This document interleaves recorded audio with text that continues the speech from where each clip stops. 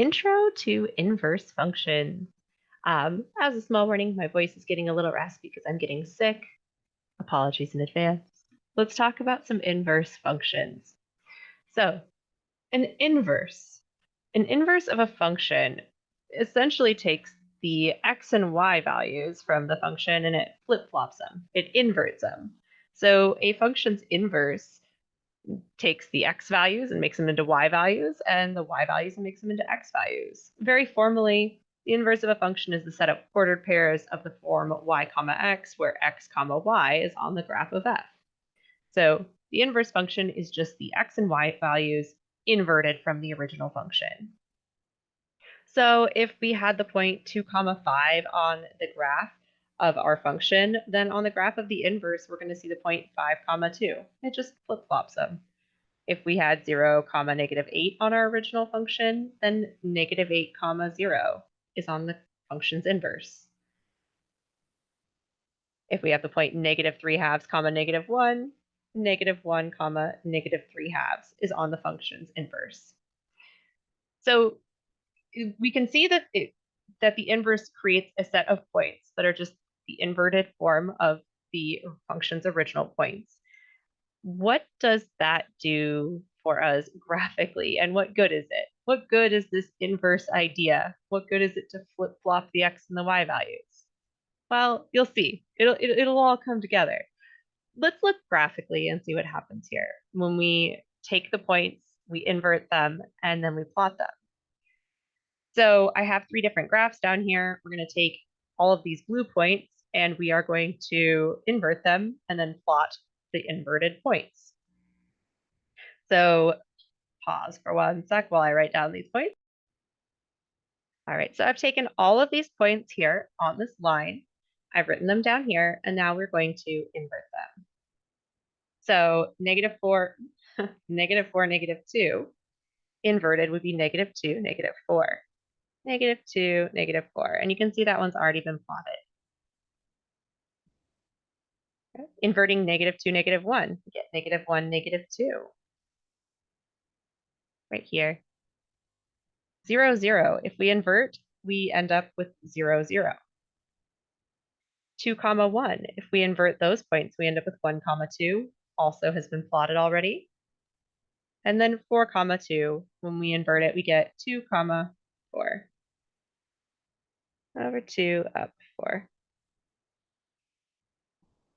So you'll see here that we get a line. When we invert these points on a line, we get a line. Interesting. Interesting. Let's do it on another graph, right? This is a good time, if you are following along, to pause and do it yourself and see what happens. I'm going to pause and do this next problem. All right, so I wrote down the points that were on my original graph here. I inverted them, and I haven't plotted them yet, but I'm going to. But again, all I'm doing is swapping the x and the y values and then plotting these points here. So we have 0, 0. We have 1, 1. We have over 2 up 4. We have over 3 up 9. 5, 6, 7, 8, 9. Well, that's really interesting. So it appears to make that same shape that the original graph did, but it goes this direction instead. Curious. Let's go ahead and do this last graph over here. I'm going to pause it, write down the points and the points inverse, and then I'll come back. All right, so here are my inverted points. Let's go ahead and plot them. So I have over 4 down 2, over 1 down 1, 0, 0, 1, 1, and then over 4 up 2. So we get this like sideways parabola shape here.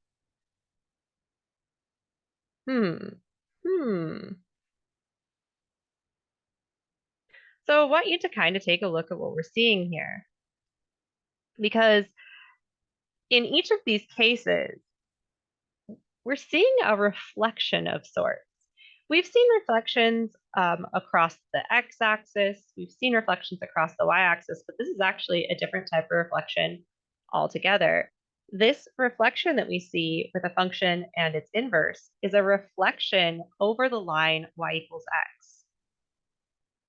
So if we, instead of thinking about folding, if you think about not folding on the x or the y-axis, but if you think about folding this plane in half on the line y equals x, you can see this part right here is mirrored right over here, right? This portion, if it reflected over this line, would end up right here.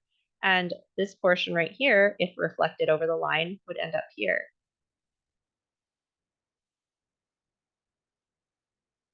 The same thing happens here. If we think about what this portion right here would be if it reflected over the line, it would perfectly line up with this guy. And the same thing happens over here, although my drawing's not perfect, so it doesn't look exactly bright, but it is. It's reflected over this line, y equals x. That's what the inverse does. When we plot the inverted points, it creates a graph that is reflected over the line y equals x, which is pretty cool. Oh, hold on just a second. All right, sorry, I just had a visitor stop by my office. I don't know where I was. Anyway, the inverse function is reflected across the line y equals x. Let's look at an example where we're given a function, and I didn't think through the fact that we haven't seen this notation yet. You'll see this notation in another video. Just kind of ignore it for now. We're graphing the inverse of f. That's the big idea here. We're given a function of f, and we want to graph its inverse function. That's what this notation means. Again, the next video will go over that in more detail. So in order to do that, we're going to need a few points on this graph, right? It would be best for us to take these points right here and plot those, grab those x and y values, invert them, and then plot them. So this point right here is the point -7, -6. This is the point 0, -5. This is the point 4, 0, and the point 4 or 5, 6, 5, 6. Okay. So -7, -6, 0, -5, 4, 0, 5, 6. And let's do this and do it in blue. So if we invert the point -7, -6, we're going to get the point -6, -7. Now I'm going to mark this guy in blue here. Actually, let me think about how I'm going to mark it. All right, I'm not going to mark that one in blue, but I am going to come up here and plot this point -7, -6, -7. I may have made, oh goodness, I may have made an error in trying to make these videos while sick. But there's no choice now. I must make these videos. All right, -6, -7, right here. This point, 0, -5, would be inverted and become -5, 0.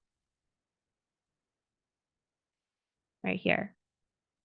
So this segment right here is the reflection of this segment right down here over the line y equals x. If I draw that line y equals x in here, you can see how it's reflected, how my new blue segment is reflected from that one.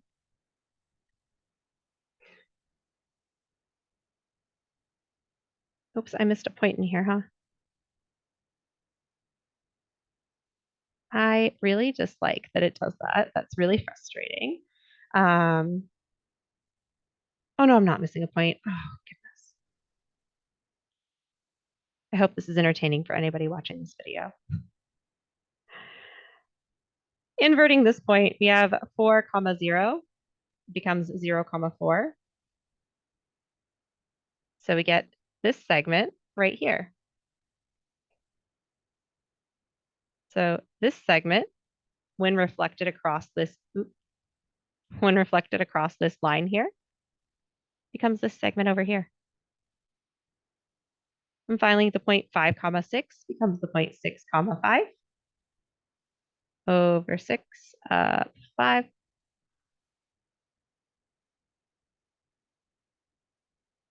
And there we go. So what we have here is this portion. I know it's in 3 different colors, but this whole thing right here is the inverse of this original function here. We flip-flopped those points, and you can see that it reflected across the line y equals x. So in doing problems like this, we're simply taking points, important points, right? Look how I took like the important points from each of these little segments, the end pieces really, inverted them, and was able to draw my graph. Going one at a time really helps, right? I started with these guys. I know these two connected this segment, so I plotted these two, connected that segment, and I was able to figure things out from there. Okay, I'm calling this video. You understand what I'm saying. Uh, I hope that you all are having a healthy day and are not sick. I'll see you in the next video where hopefully my brain will be clearer, even though I'm about to film it right now.